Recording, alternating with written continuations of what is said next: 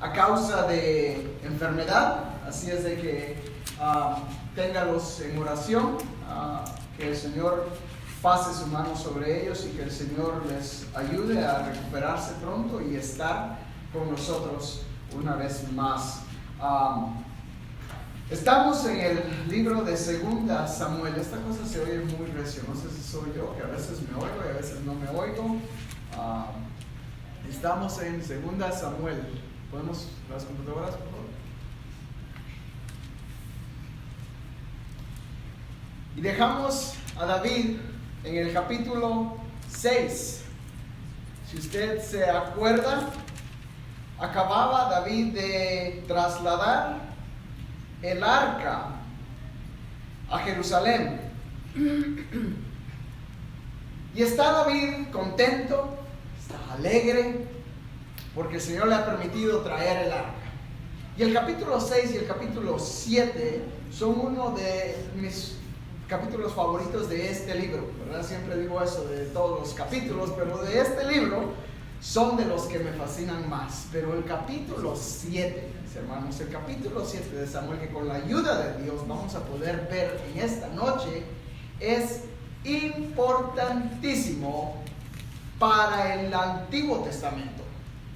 Es tan importante que si el capítulo 7 no estuviera aquí, no hubiera Nuevo Testamento, básicamente. Jesucristo habló del capítulo 7 de 2 de Samuel. Pedro en su primer discurso predicó en el capítulo 7 de 2 Samuel.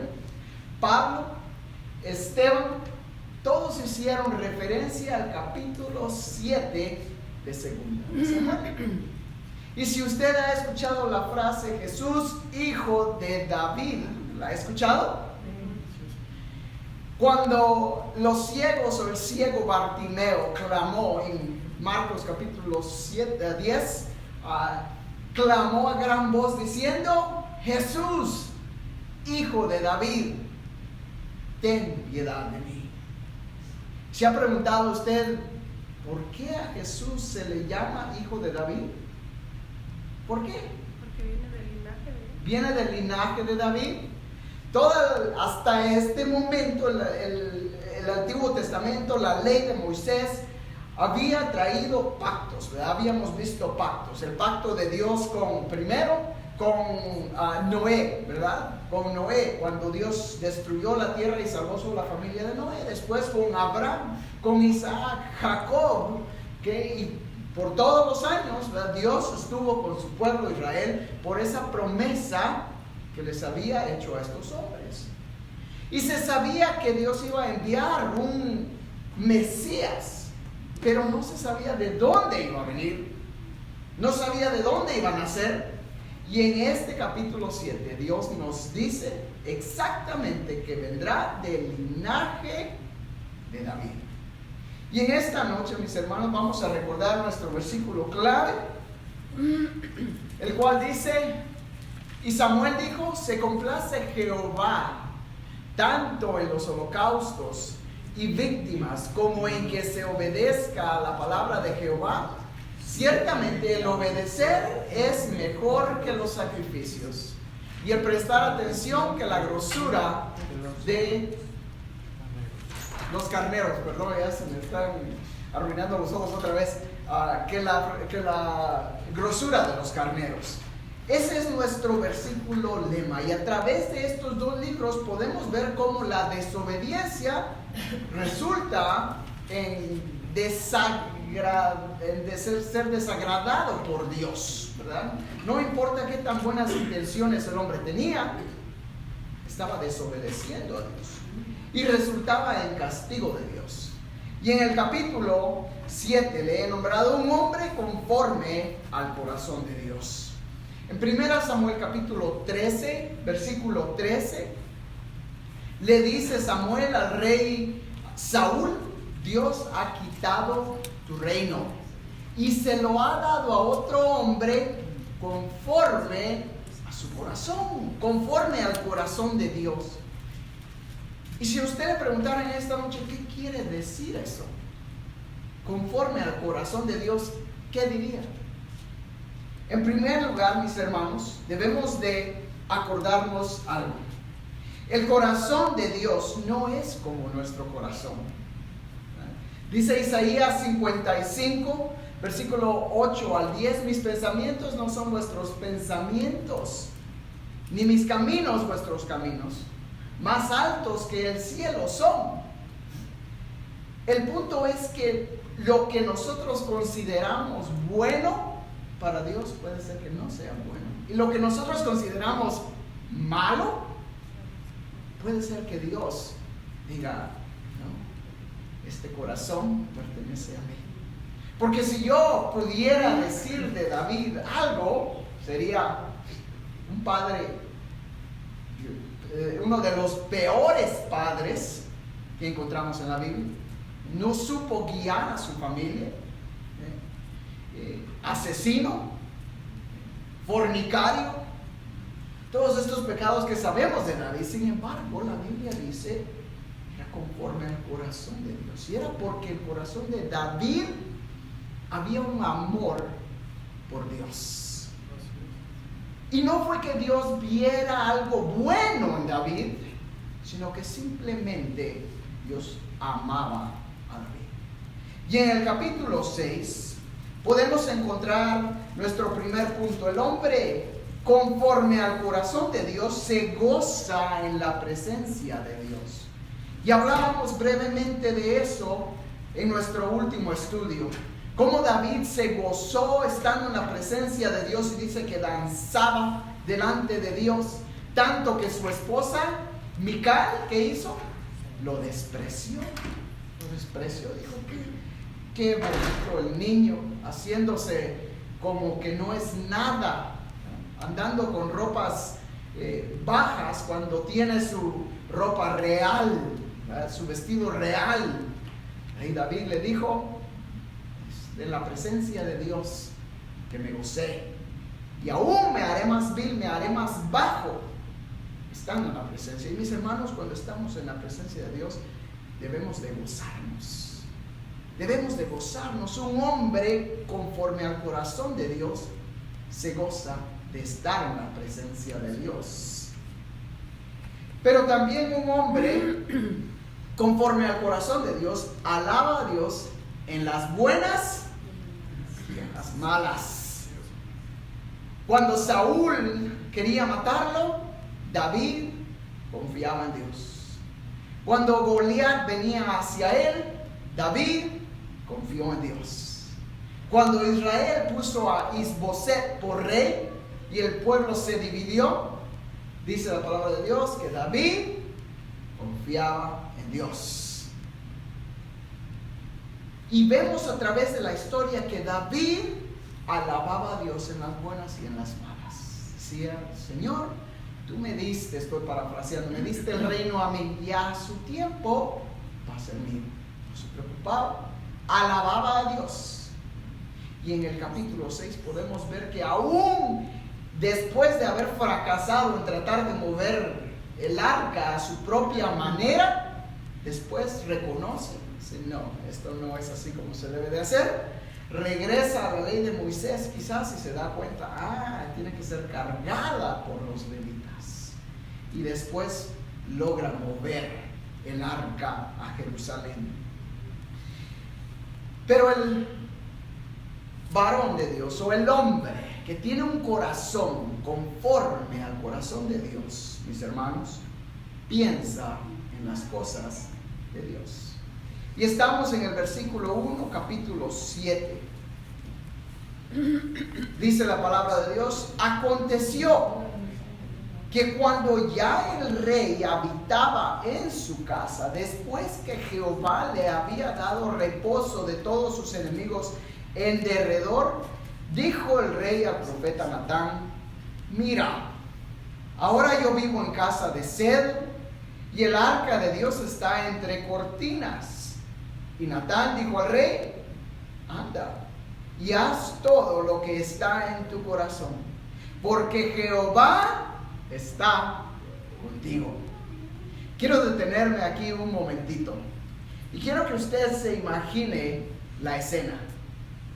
Si regresamos al capítulo 5, allá la hoja que está a la par, versículo 11, el rey Hiram, que era el rey de Tiro, había mandado cedro y había mandado hombres, ¿sabes?, carpinteros de toda clase, escultores, a que le fueran a construir ¿qué? El palacio de David, del rey David, ¿verdad? Este rey Hiram era amigo de David, eran cuates, ¿verdad? Y le dijo: hey David, felicidades en ser rey de Israel. Aquí hay cedro para que construya este palacio y aquí están todos los labradores que lo van a construir.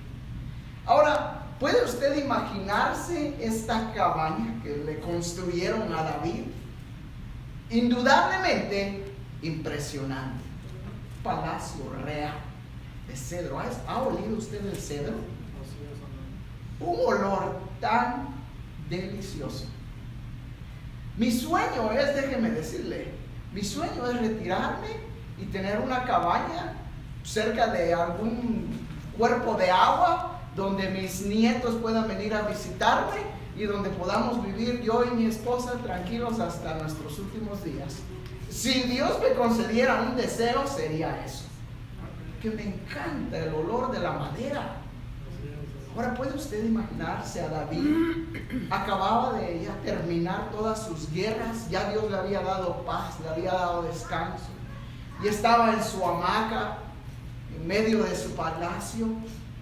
Y algunos comentaristas dicen que quizás estaba lloviendo, y se dio cuenta y le dijo al profeta Natán: yo vivo en esta casa, cedro, mientras que el arca de Dios está afuera, en tiendas. Le voy a hacer una casa. Ahora, pareciera una buena idea, una gran idea. Y el profeta Natán le dijo: me parece bien, ya no tengo que estar trabajando afuera, en el calor y en el frío. Sí, hazle casa a Dios, David, haz lo que tú desees, Dios está contigo. Mis hermanos, ¿cuántas veces, escúchenme bien, cuántas veces nosotros como hombres, como humanos, queremos hacer cosas para Dios? Y creemos que Dios necesita nuestra ayuda, honestamente. Si no voy yo, ¿quién va a enseñar? Yo tengo que estar ahí para que la palabra de Dios sea predicada. Dios dice: no te creas tan importante, porque hay varios que todavía puedo usar. Hay varios que me temen. Mis hermanos, debemos de tener cuidado cuando deseamos hacer algo para Dios. Y en primer lugar, lo que tenemos que hacer es llevarlo en oración. Señor, ¿es esta tu voluntad? ¿De verdad es tu voluntad que yo te sirva en esta área? Porque a veces, mis hermanos, tratamos de servir en la obra, tratamos de hacer las cosas a nuestra manera, a nuestra propia fuerza, y es cuando fracasamos. Es cuando fracasamos. Cuidado con lo que usted desea hacer en la obra. Y pareciera, pues, yo pensé que querían que sirviéramos, pues ¿por qué no cada rato se andan diciendo que gente sirva? Sí, pero que sea dentro de la voluntad de Dios. Y aquí Natán le da un consejo sin consultar a Dios. Cuidado con el consejo que nosotros damos, mis hermanos, porque puede ser que lo que queramos hacer no esté en la voluntad de Dios. Y Natán le dice a David: Dios está contigo, haz lo que sea que esté en tu corazón. Y David dijo: ya dicho y hecho. Se pusieron a hacer los planos, ya tenían todo, la madera, todo listo para empezar a construir. ¿Y qué dijo Dios?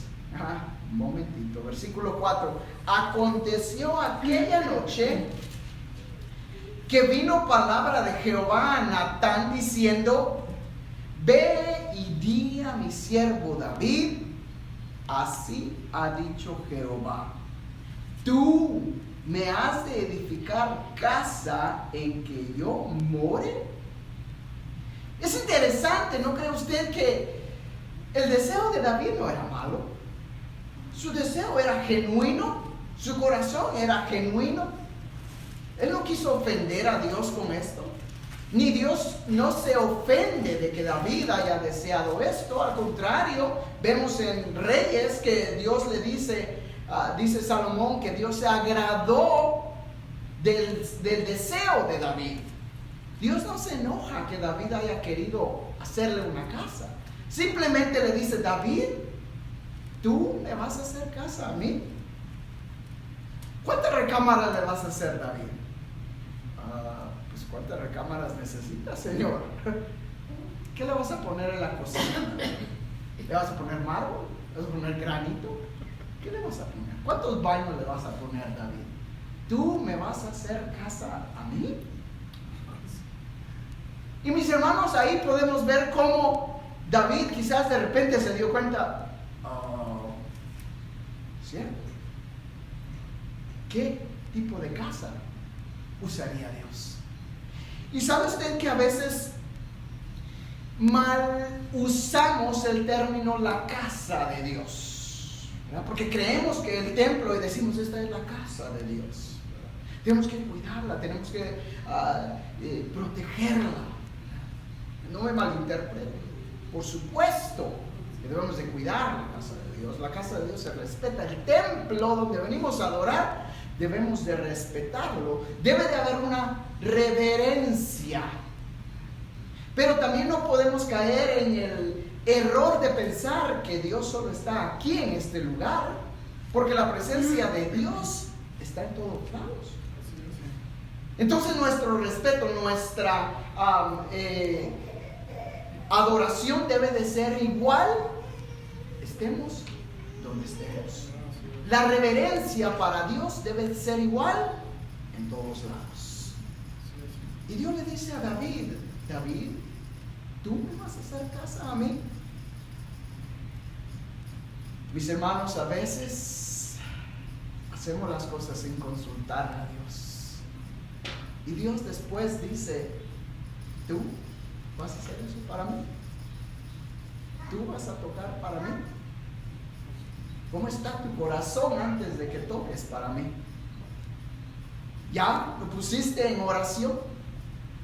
Y hay veces, mis hermanos, que tristemente el error más grande que el hombre puede cometer es hacer su propio ministerio pensando que es lo que Dios quiere.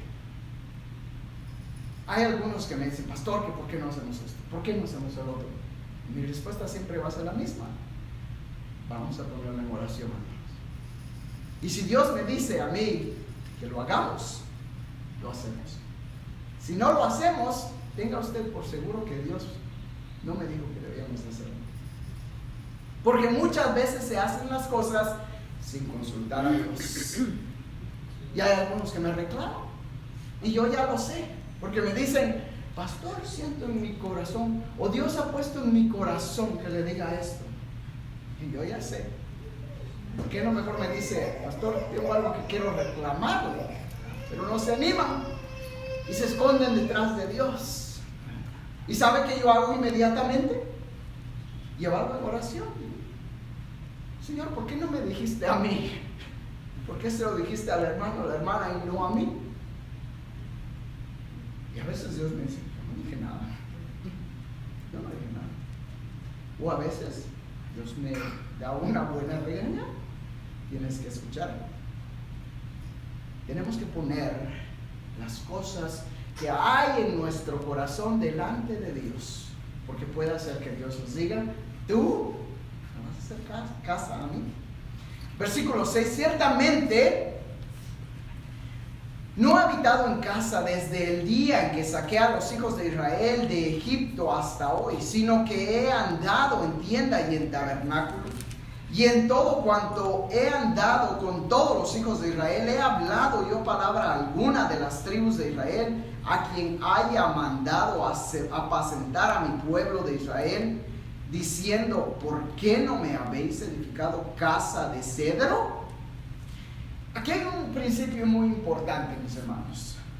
Dios prácticamente le dice a David, si yo hubiera querido una casa de cedro, les hubiera dicho que me construyeran una casa de cedro. Si hubiera querido estar en una casa de cedro, ahí hubiera estado. Pero yo quería estar en medio del pueblo. Y eso es importante que usted sepa. Porque Dios es un Dios de relaciones. Dios le gusta relacionarse con su pueblo. Dios no es un Dios que creó al mundo, creó al hombre y lo dejó como muchos creen. Dios todavía se relaciona con el hombre. Esa fue la razón por que Jesucristo vino al mundo. Juan capítulo 1 versículo 14 dice, el verbo se hizo carne y habitó en nosotros y vimos su gloria. ¿Por qué hizo eso? Porque quería relacionarse con el hombre. Y Dios le dice a David, yo quiero relacionarme con el pueblo. Yo no quiero estar en un templo, quiero estar en medio de ellos. ¿En dónde está Dios en su vida? ¿En dónde está Dios? ¿Lo tiene por una esquina? ¿Lo tiene en el cuarto a la par? ¿Lo tiene en su cocina, en su sala, en su recámara?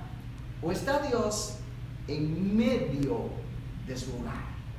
Cuando Dios es el centro de su hogar, todo lo demás gira alrededor de Dios. Su matrimonio, sus hijos, su trabajo, todo. Es por eso que Jesucristo nos mandó en Mateo 6:36, mas buscar primeramente el reino de Dios y su justicia, y todo lo demás os vendrá por añadidura.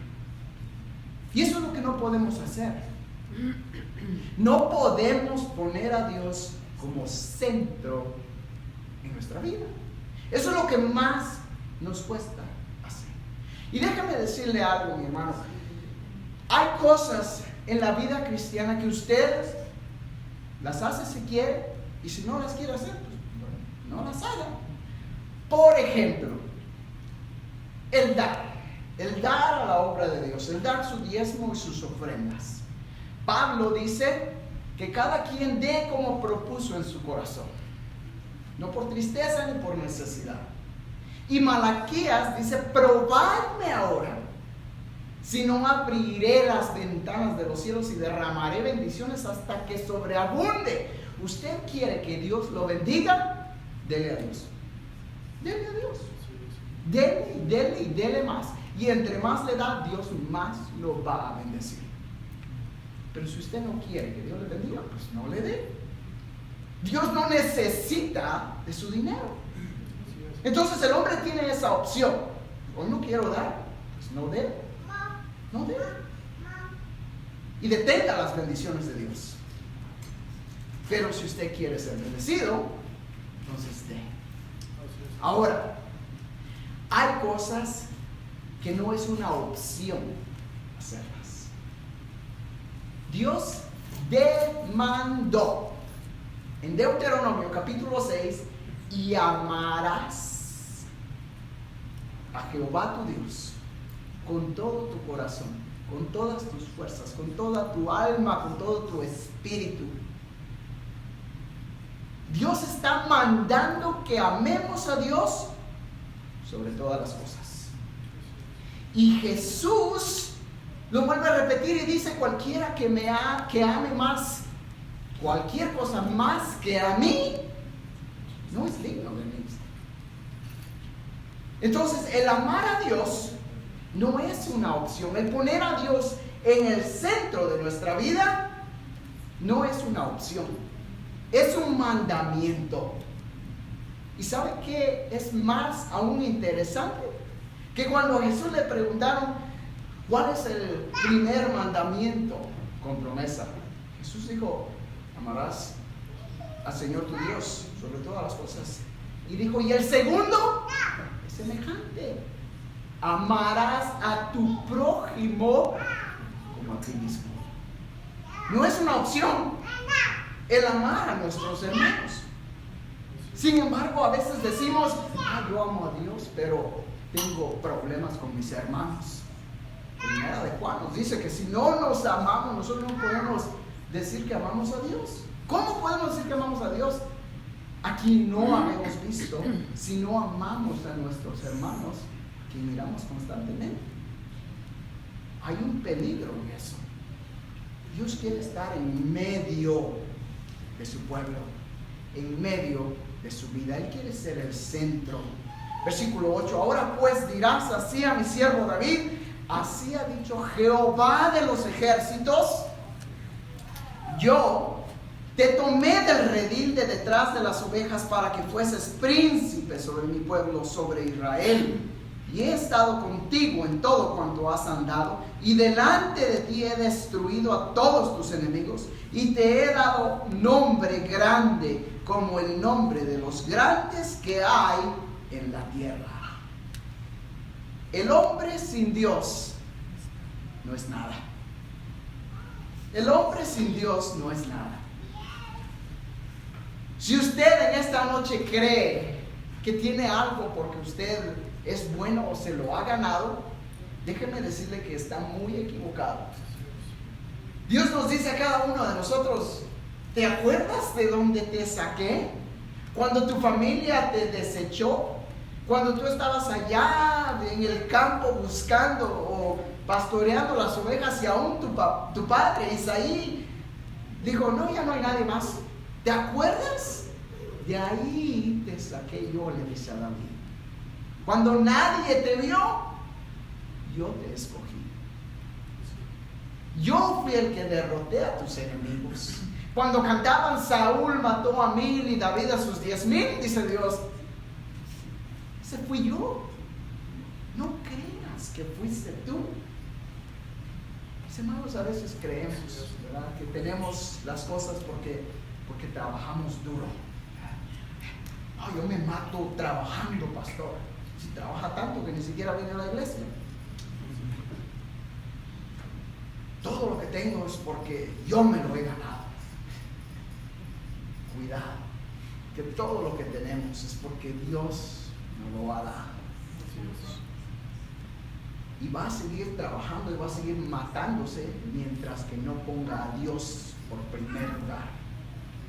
Y sabe que es triste que a veces les digo: hermano, ¿y por qué no pide que le cambien su horario? Ay, no, pastor, es que no me dejan. No me dejan. Ah, de veras, ya hablo con su patrón. No, es que yo trabajo por mi propia cuenta.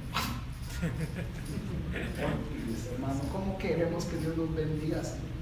O no, es que las propinas son mejores los domingos, pastor. Bueno, siga trabajando. Siga trabajando. No ponga a Dios en primer lugar. Dios es el que nos da todo lo que tenemos.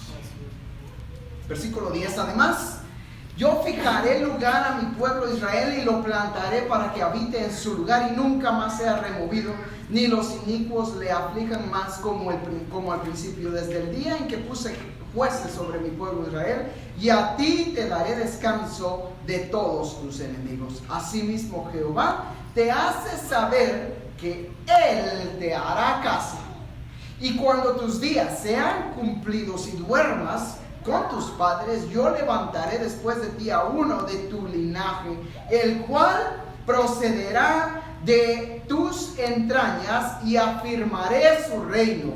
Y él edificará casa a mi nombre, y yo afirmaré para siempre el trono de su reino. Yo le seré a él padre, y él me será a mi hijo. Y si él hiciere mal, yo le castigaré con vara de hombres y con azotes de hijos de hombres. Pero mi misericordia no se apartará de él, como la aparté de Saúl, al cual quité de delante de ti. Y será afirmada tu casa y tu reino para siempre delante de tu rostro, y tu trono será estable eternamente. Aquí está el pacto de Dios con David, el pacto davídico que conocemos. Es una promesa que el Mesías vendría a David. Fue por eso que cuando los judíos hablaban del Mesías, esperaban un rey. un rey que viniera a librarlos de los romanos, un rey que viniera a gobernarlos. Es por esta promesa que Dios le hizo aquí a David. Ahora, cuando Jesús vino, ¿qué dijeron los judíos? De Abraham sabemos, de David sabemos quién es, pero tú no sabemos de dónde vienes. ¿Por qué le dijeron eso a Jesús? Porque si Dios había dicho que el Mesías venía del linaje de David, había un problema muy grande. El linaje real, por la sangre real de David, había caído bajo un, ¿cómo se dice? Un curse, una maldición. Una maldición. Entonces, de acuerdo a los judíos, el linaje real, la sangre de David, había caído sobre una maldición y ya no podía venir ningún descendiente de David. Vaya conmigo a Jeremías capítulo 12. Mire, esto es hermoso. Si usted no lo sabe en esta noche,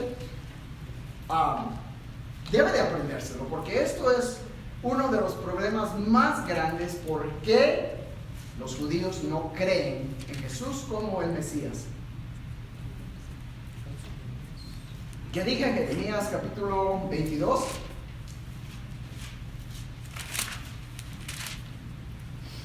Versículo 24.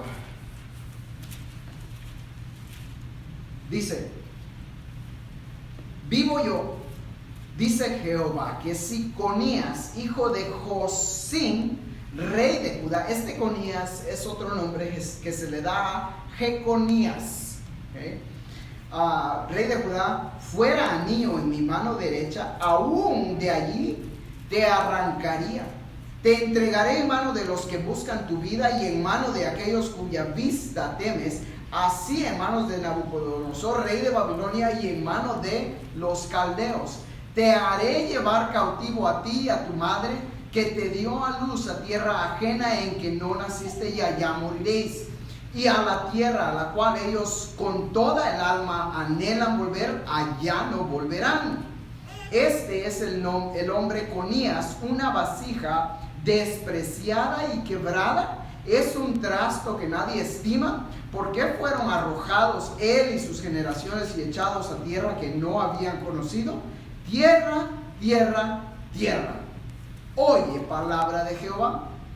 Así ha dicho Jehová: escribid lo que sucederá a este hombre privado de descendencia, hombre a quien nada prosperó, sucederá en todos los días de su vida, porque ninguno de su descendencia logrará sentarse sobre el trono de David, ni reinar sobre Judá.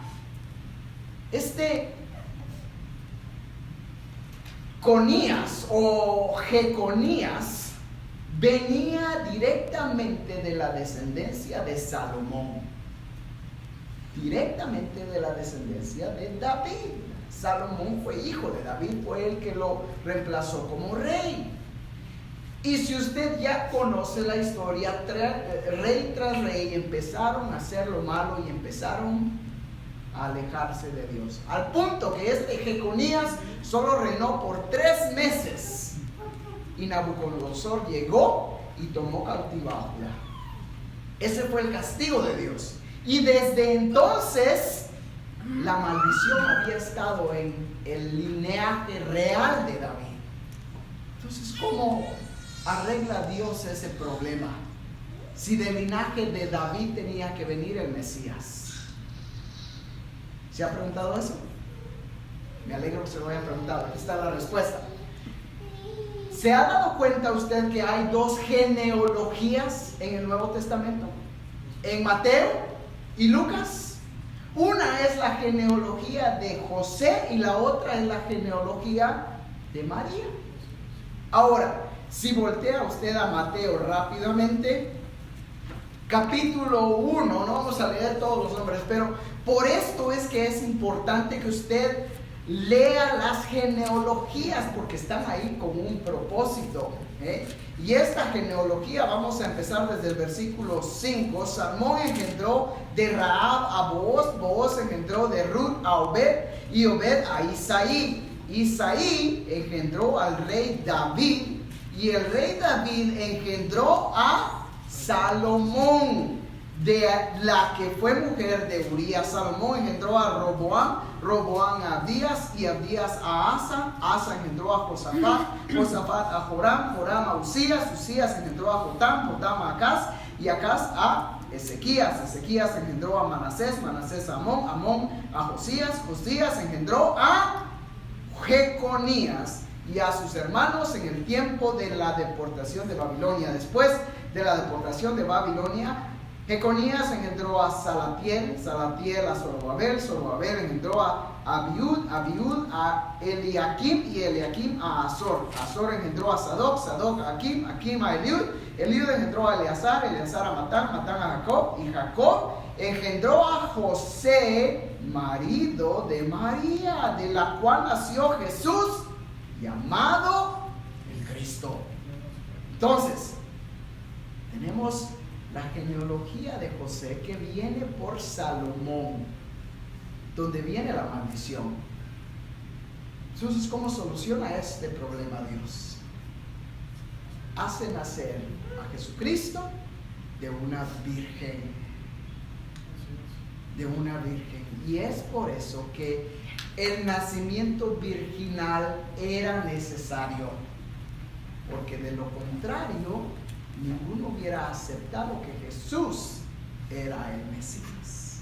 Y si usted lee Lucas, no lo lea, lo lea ahorita, por falta de tiempo no vamos a leer, lo puede leer en su casa, capítulo 3, Lucas capítulo 3, versículo 23 en adelante. Mire, simplemente vamos a leer del 31. Hijo de Melea, hijo de Manaim, hijo de Matata, hijo de Natán, hijo de David, hijo de Isaí, hijo de Obed, hijo de Booz, hijo de Salmón, hijo de Naasón. Entonces, la genealogía que Lucas nos da va por Natán, el cual también fue hijo de David. Así que Dios se encarga de ese problema haciendo nacer a Jesús de una virgen, que también su genealogía traza hasta David, pero completamente se pasa alrededor de la maldición que había caído sobre Joaquín, Jeconías, sobre el rey Jeconías. ¿No le parece interesante eso? Ok, regresamos a segunda de Samuel.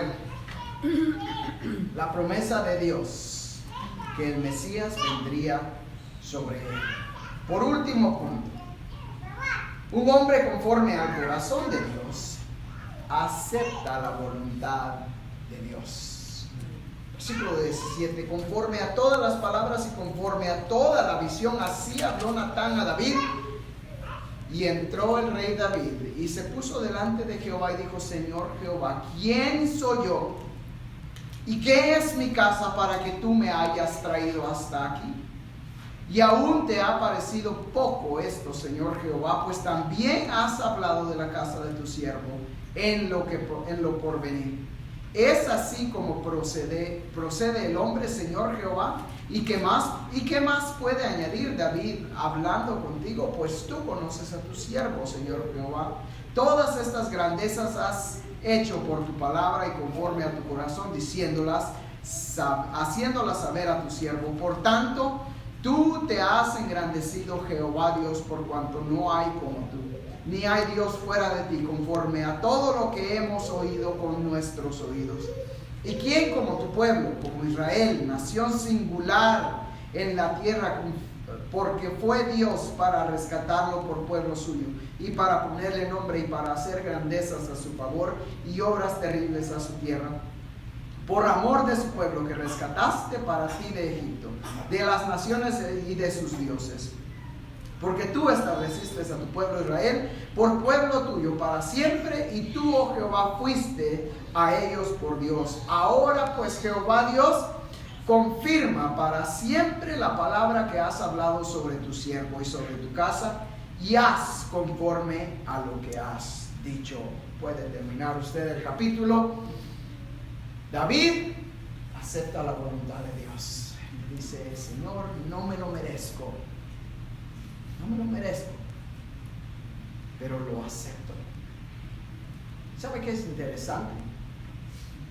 Que Dios le hace esta promesa a David antes que David pecara con Betseba, antes que matara a Urías, antes que perdiera el reino, antes que sus hijos fueran y hicieran los pecados que hicieron, que si usted ha leído la historia ya sabrá de lo que estoy hablando.